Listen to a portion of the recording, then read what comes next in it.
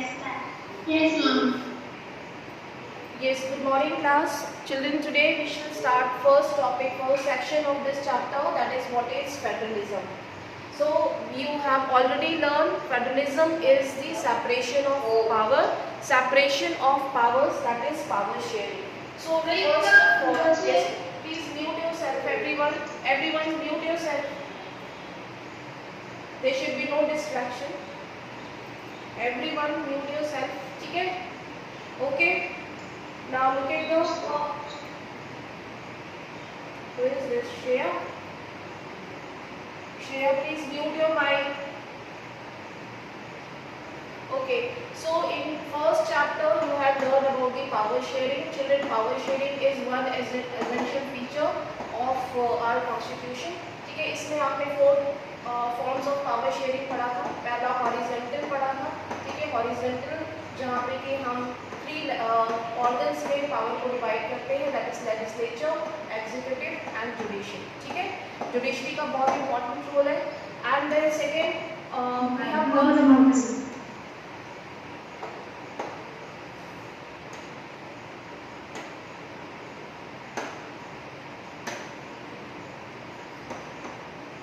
Vertical power sharing.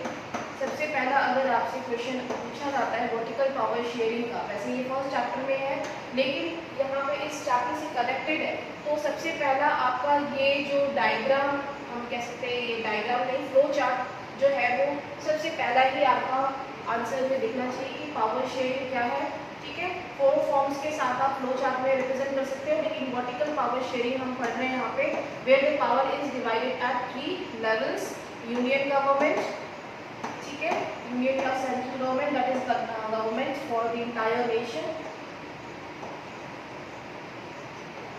And then state government, and then local. Local was attached in 1992. That was called decentralization of power. ठीक है? Decentralization of power जो है वो local government body was attached to our system. ठीक है? To our power sharing was done at local levels. Again here you will divide into two parts, that is rural administration, that is panchayati raj, and then second one is urban administration, that is municipal corporations. ठीक है? यहाँ पे थोड़ी सी space कम है, आप लोग यहाँ पे लिख लेंगे म्यूनिसिपल कॉर्पोरेशंस. तो यहाँ पे जब भी पावर शेयरिंग का क्वेश्चन आता है तो सबसे पहला आपका ये फ्लो चार्ट जो है वो प्रिपेयर हो जाना चाहिए. Then other two types of power sharing you can write down. So vertical power sharing, children, we are learning here vertical power sharing where the power is divided at 3 levels. ठीक है? So power sharing is separation of power. Here in vertical form of power sharing we have divided power into 3 levels, that is for central government, state government, and then decentralization of power in local bodies, in rural areas as well as in municipal corporation in urban areas. ठीक है? So this is clear. यहाँ पे आपका जो main है background में जो आपने पढ़ा था ये है vertical power sharing. Now look at the important features. So children, according to the vertical power sharing, it means power is divided between central authority and various constituents of the country. जो government है, जो country के various constituents है, उनमें power को divide कर दिया गया है. ठीक है?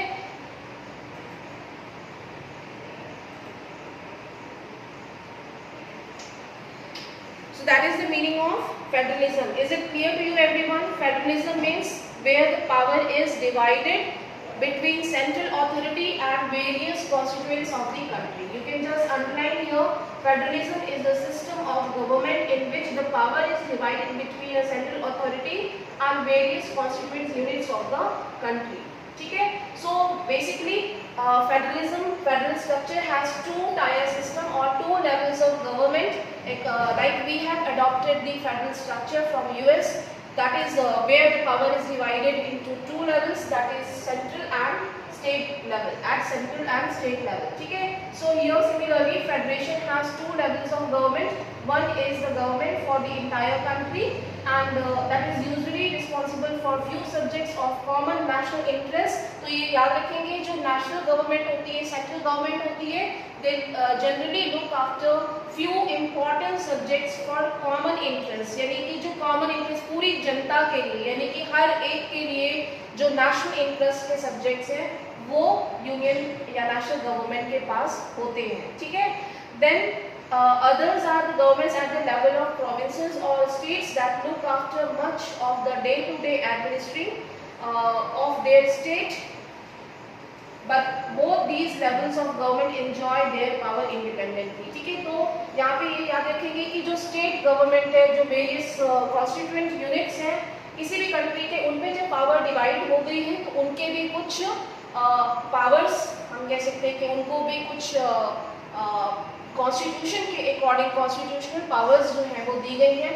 And in this way both state as well as central government enjoys their power independently. ठीक है, if we will not share power, then what will happen? We have learned these two case studies in chapter 1, where in Sri Lanka the power was not shared. ठीक है, they adopted the unitary method, unitary system of government.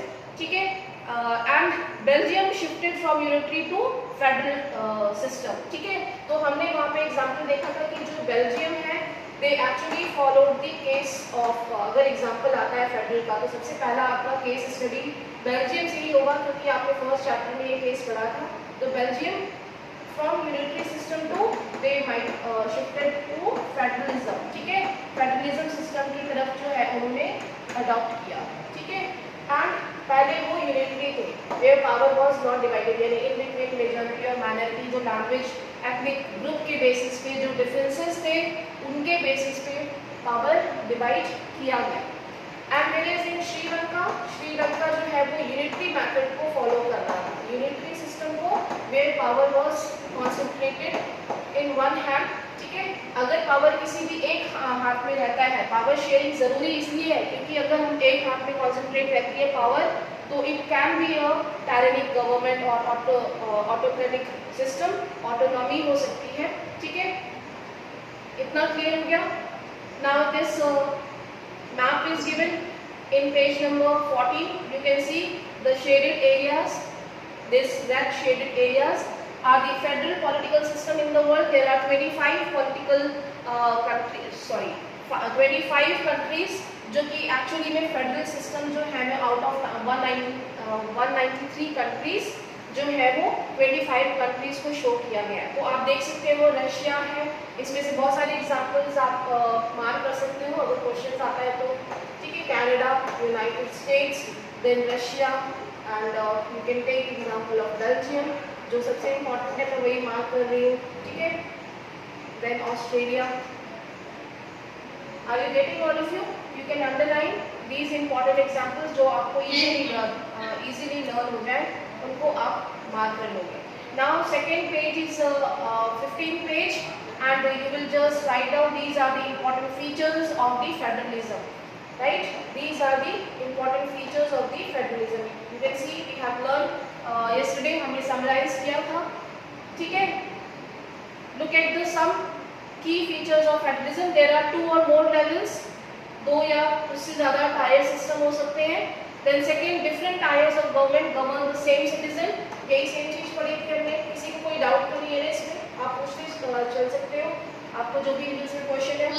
Different tyres जो है वो same citizens को govern करते हैं, but each tyre has its own jurisdiction in specific matters like legislation, taxation and administration. ठीक है, उनका अपना लेजिस्लेशन होगा. स्टेट की अपनी विधानसभा जो होती है, लेजिस्लेटिव असेंबली होती है, वहाँ पे वो अपने जो भी फंक्शन गवर्न करने के लिए ज़रूरी है वो करते हैं. अपना लॉ होता है. टैक्सेशन, रेवेन्यू सिस्टम जो उनके सोर्स ऑफ इनकम को हम कह सकते हैं प्रॉपर्ली जनरेट कर सके, जिससे उनका गवर्नेंस, फाइनेंशियल सपोर्ट उनको मिल सके. एंड एडमिनिस्ट्रेशन डिफरेंट होता है. ठीक है, ईच टाइप का ये यानी तीनों लेवल्स के अपने लेजिस्लेटिव legislation, taxation और administration होंगे. Now look at the third one. The jurisdiction of the respective levels of tiers of government are specified in the Constitution. तीनों लेवल के तीनों टायर्स के अपने अपने jurisdiction system है और वो specified है Constitution में.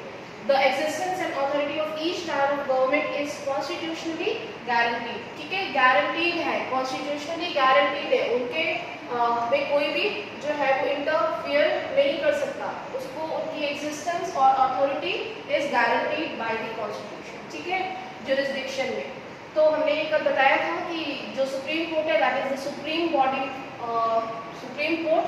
ठीक है, जो सुप्रीम अथॉरिटी ऑफ जुरिस्डिक्शन है.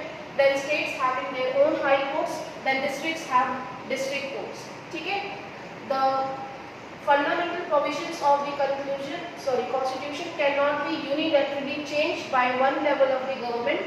Such changes require the consent of both the levels of government. ठीक है, तो अभी हम यही कह रहे थे कि अगर फंडामेंटल प्रोविजंस हैं, कोई भी बेसिक हमें कोई भी रूल भी चेंज करना है of constitution can not be unilaterally change. ठीक है, कोई भी पर्टिकुलर लेवल, कोई भी पर्टिकुलर टाइप उसको चेंज नहीं कर सकता, कोई भी वन लेवल ऑफ गवर्नमेंट इसको चेंज नहीं कर सकता. ठीक है, such changes required the consent of both the levels. ठीक है, आपको स्टेट के जो एमपीज होंगे, सॉरी एमएलएज होंगे, उनको भी इंक्लूड करना होगा और एमपीज जो कि पार्लियामेंट के होंगे उनको भी कंसेंट उनसे लेनी होगी. एक ओपन डिस्कशन होगा, उसके बाद मेजॉरिटी के बाद ही जो है वो रूल्स चेंज होंगे. Are you getting all of you? Now fifth one, courts have the power to interpret. ठीक है, कोर्ट्स जो है वो इंटरप्रेट कर सकते हैं कॉन्स्टिट्यूशन में. वो इंटरप्रेट इसीलिए कर सकते हैं क्योंकि courts they are liable, they can ask questions to the government. ठीक है, that is independent system. Independent system है जुडिशरी, हमने ये पढ़ा था. और they keep on checking legislation and executives. ठीक है, दे कीप एन आई, हमने प्रीवियस पावर शेयरिंग में पढ़ा था, चेक्स एंड बैलेंस का सिस्टम करती है कोर्ट्स. तो यहाँ पे कॉन्स्टिट्यूशन यानी कि लेजिस्लेचर और एग्जीक्यूटिव उनके फंक्शनिंग पे क्वेश्चनिंग करना और इंटरप्रेट करना, ये कोर्ट्स के पास पावर है.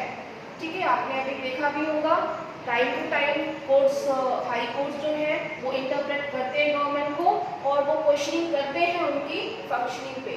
The highest court act as an umpire. ठीक है, तो अंपायर का काम करेगा हाईएस्ट कोर्ट क्योंकि they are aware of rules and regulation. ठीक है, क्या सही है क्या गलत है ये सारी रिजोल्यूशन करने की रिस्पॉन्सिबिलिटी कोर्ट्स की है. So they are working acting as an umpire. ठीक है, they are aware of law, उनको कानून पता है. ठीक है, तो क्या गलत होगा क्या सही ये वो डिस्प्यूट रिजॉल्व करेंगे एट डिफरेंट लेवल्स. ठीक है, then sources of revenue for each level of government are clearly specified to ensure its financial autonomy. भाई फाइनेंशियली आप हम कह सकते हैं प्रॉस्पर हो, आपको स्टेट जो है वो सेंट्रल गवर्नमेंट पे डिपेंड ना रहे अपने सोर्सेज ऑफ इनकम के लिए.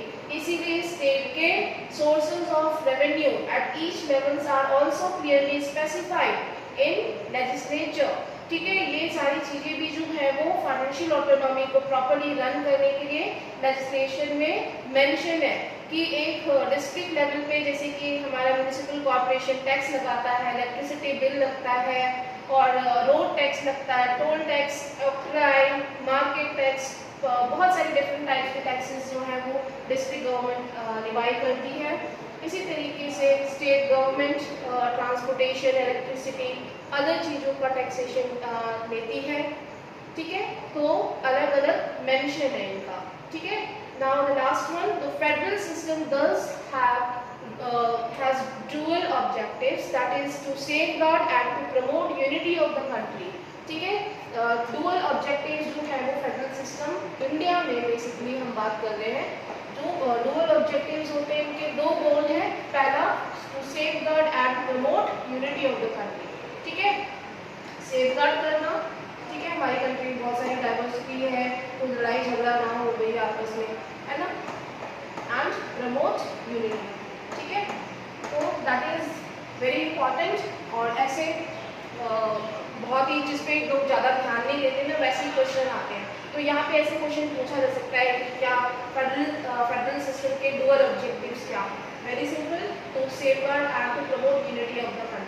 while at the same time accommodate regional diversity.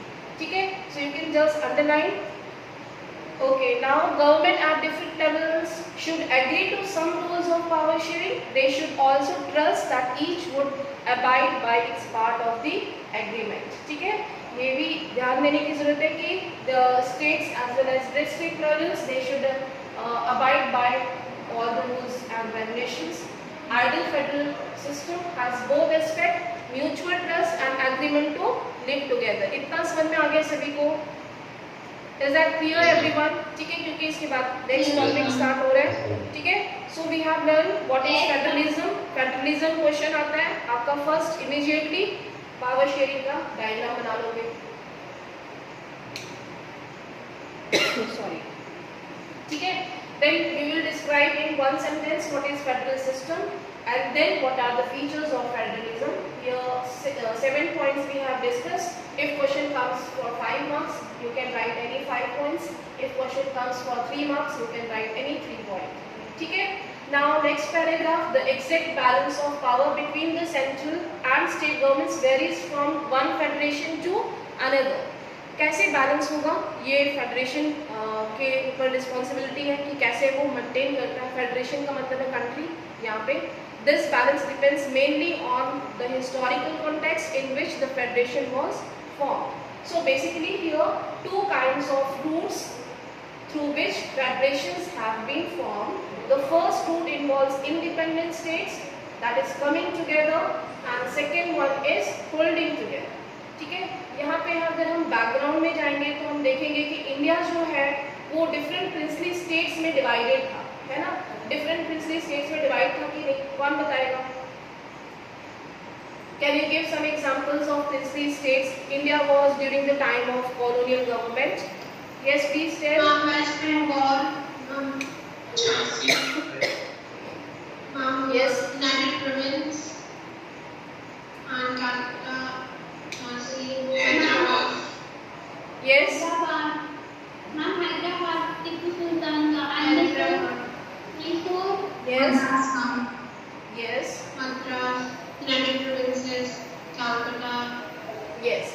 So children, they were 592. Calcutta was not in princely state. Calcutta was not princely state; it was presidency. ठीक है, Madras was also I'm presidency. not particular. मैं तो बोल रही हूँ mic में. Okay, मैं फिर से बोल रही हूँ. देखो, दिल्ली, कोलकाता एंड मद्रास एंड बॉम्बे ये तो प्रेसिडेंसीज थे. ठीक है, under the British. These were the presidencies. ठीक है, ये प्रेसिडेंसीज साउथ थे. लेकिन इनके अलावा there were 592 princely states. 592 princely states को कंबाइन किया गया and then we have form the Union of India. ठीक है, यूनियन ऑफ इंडिया तब बना. ठीक है, उनको इंटीग्रेट कर दिया है.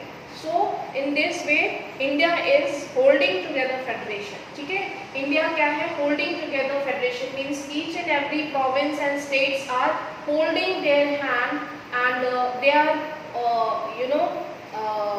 then they are making union, right? So in this way then they are becoming a federal country, then they are becoming a federation.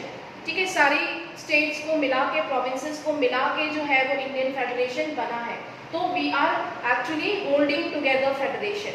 But if you will see the example of United States is coming together federation. ठीक है, as the name is name suggests, United States of America. ठीक है, इससे पहले इसका नाम America ही था या अमेरिका भी कह सकते थे. अलग अलग स्टेट्स हैं and they are coming together. ठीक है, these different states are coming together and then they are making union. Then they are making united, right? So here the first route involves independent states. ठीक है, where independent states, याद रखोगे, यहाँ से है start first point, where the independent states are coming together on their own to form a bigger unit. So first point of coming together is independent states coming together on their own to form a big unit. Okay, then so that by pulling sovereignty and retaining identity they can increase their security. Okay, what is the meaning of pooling sovereignty? आपस में जुड़ने के बाद yes they are sharing their sovereignty, ठीक है, they are sharing their sovereignty but retaining identity, they are not losing their identity. उन countries की अपनी खुद की आइडेंटिटी है। जैसे कि अगर मैं कहूँ कि ये हमारा अमेरिका है अगर, तो यहाँ पे एक डिफरेंट स्टेट है, यहाँ पे एक दूसरा स्टेट है, यहाँ पे दूसरा है, ठीक है। So all these are coming together, लेकिन इनकी अपनी आइडेंटिटी है, अपना हम कह सकते हैं कि अपनी पावर्स हैं, ठीक है। They are not losing their power and identity, right? They are only coming together just to become secure. Are you getting? And making big union, ठीक है, एक बिग यूनियन बना रहे हैं, वो एक साथ जुड़ गए अपनी सिक्योरिटी को इंक्रीज करने के लिए, ओके। तो इस तरीके से यूनाइटेड नेशन का फॉर्मेशन हुआ है कि different small states they are coming together and then they are making big union, that is why it is called United States of America. They are united, ठीक है, they are united by pooling their sovereignty and retaining their identity, and in this way they are increasing their security, okay. So this type of federation is called coming together federalism. Is there any doubt, any question? Please tell Arpit. Any question? Yes, हाँ बोलो Shreya. And can Spain coming together federation? Spain. And Differentiate करें ना? Yes, ma'am. How to differentiate that one is coming together अभी federation मैं and uh other is रही हूँ, मैं उस टॉपिक पे भी आ रही हूँ, कैसे हम डिफ्रेंशिएट करेंगे, क्योंकि दोनों में बहुत ही थिन लाइन डिफरेंस है। अगर हम इसको समझने की कोशिश करते हैं, कमिंग टुगेदर एक साथ आना या एक साथ जाना, दोनों का मतलब तो एक ही है, होल्डिंग टुगेदर, ठीक है, एंड कमिंग टुगेदर, दोनों का मतलब तो एक ही चीज़ हो रहा है, लेकिन थोड़ा सा डिफरेंस है, बहुत ही minor thin line difference. Coming together means countries are coming willingly, ठीक है, and they are actually coming to increase their security, and in this way they are not losing their identity, they are also maintaining at the same time identity, ठीक है। This type of federation is called coming together federation. In this way एक bigger unit, ठीक है, एक हम big union को form कर रहे हैं, states जो states हैं वो एक साथ आके एक बिग यूनियन को फॉर्म कर रहे हैं, ठीक है, जबकि होल्डिंग टुगेदर में क्या